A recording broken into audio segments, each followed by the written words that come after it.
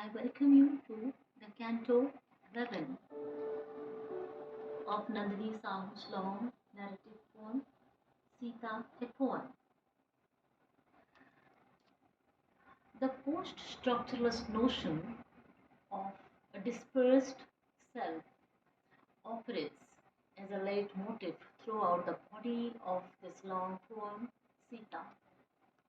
The dispersal in postmodernism is not a state of atrophy, it is an occasion of opportunities and possibilities.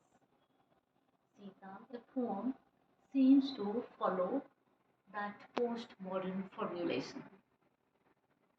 The notion of man as being or a finished product has of late been challenged by the postmodernists who think of man as becoming and not just being. A man as a site of self reflexive processes which are not necessarily predictable. It is not a simple coincidence that Foucault also underlines the need to study the events of history, its jolts, its surprises, its unsteady victories and unpalatable defeats. In terms of the heritages, the philosophical impetus of these ideas once again come from Foucault's statement that a writer is a genealogist. He or she must be able to diagnose the illnesses of the body, its conditions of weakness and strength, its breakdown and its resistance, to be in a position to judge philosophical discourse. Following that idea, this Canto 11 is rather complex. It talks about the ethereal point of view, about human relationships, about the animal world, the poetic justice in this creation, the need for elimination of an old unfair world, and the creation of a new world order. This canto is also replete with the theory of sisterhood, of female bonding. It talks about Sita's close relationship, unparalleled bonding with the Rakshases, the demonesses. Now, let me recite the Canto 11 from Sita, a poem for you. Canto 11. As Anala and Trijala told me of the building of a bridge on the blue, I wondered. The mystery behind the creation is indeed true.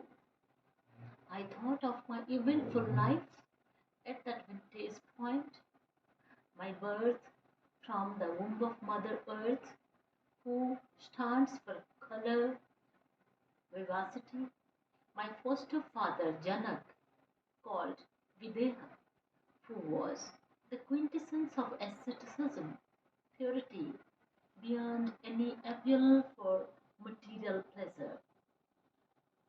My husband, who in Hindu cultural imagination stands for Maryada Purushottam, and me, Vaidehi, merge in the cultural contours of pious womanhood. There are 300 Ramayans written in different versions. Which one would I choose to articulate here? The story of my own denial of the self, the Neti, the negative capability of Sita, the story of enlightening nationalistic politics since ages where woman has to be the victim, about the virtues of a woman, her intrinsic worth, the valor of Ram, the warrior god, or about the futility of war. What shall I talk about? Or my story of a silent suffering soul, who denied to bear a child till my husband would be restored to his throne, or the tale of a derelict mother, or that of an autonomous organic woman, Sita, a character eternally absent in the story of her husband, making appearances momentarily now and then.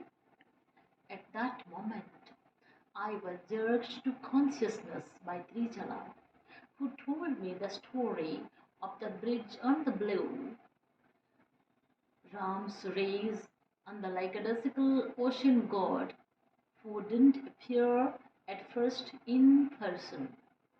My lord took out fierce arrows to separate the sea into two, causing panic among the sea creatures.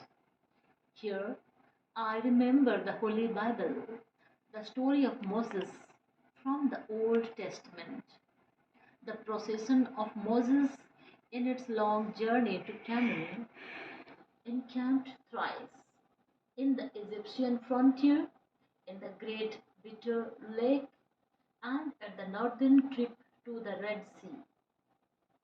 The Pharaoh pursued them, and the Israelites despaired. Exodus chronicles that God divided the waters so that they passed safely athwart on dry ground.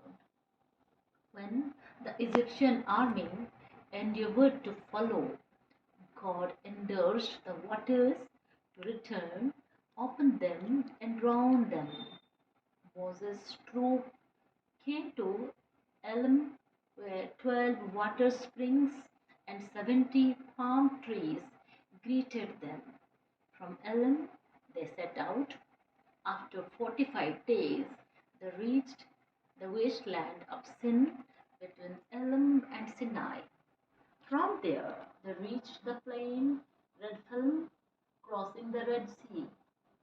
You too, O Ram, wanted to divide the sea to reinforce Dharma.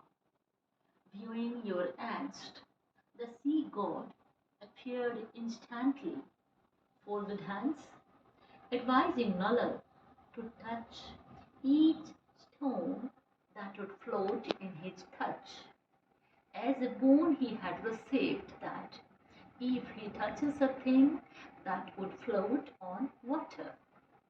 The bridge was built by the Vanils. The legendary squirrel too contributed. The battalions marched towards Lanka armed with destructive warfare. The Vanir army generals being Nala, Angad, Nila, Shweta, Kumud, Ramba, Sarava, Vanasha, Vinatha, and Krathana. Why does history forget these heroes who fought for the dignity of a woman and to restore virtue? Oh my God, what happened? The inevitable? You reached Lanka on the Subela Mount. Ravan played the trick final.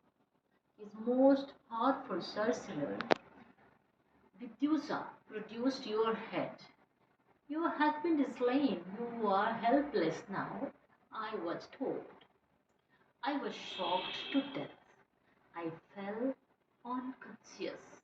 My kindest augur, Sarma, told me the truth of the illusory head of Lord Ram, fraudulently formed by Ravan. That evening, Sugriva chanced upon Ravan. He sprang upon him and hauled his throne. Reducing Ravan to collapse, he went to Suvela mountain. I was told you beseeched Sugriva to avoid such reckless act, as he himself was a king.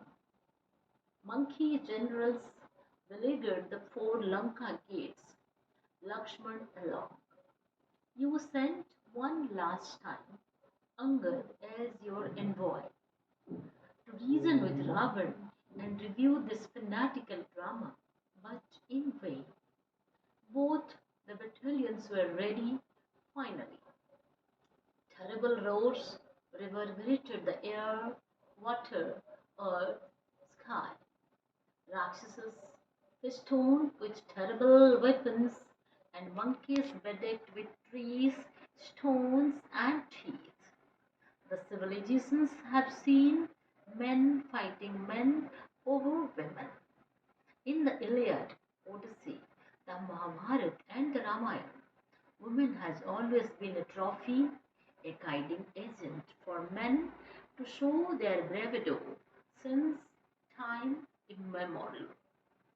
Objectification of women has been there in Western and Eastern civilizations, in myth and folklore, in all the oral written continuum. No wonder the good and the evil fought once again for a woman. Furious duels arose between monkeys and the demon, duets between Indrajit Angad, Sampati Pragya, Hanuman Jambumali, Vibhishan Shatrugna, Gaja Tapan, Nila Nikunga, Sugriva Pragasha, Lakshman with Virupaksha and Agniketu. Streams of blood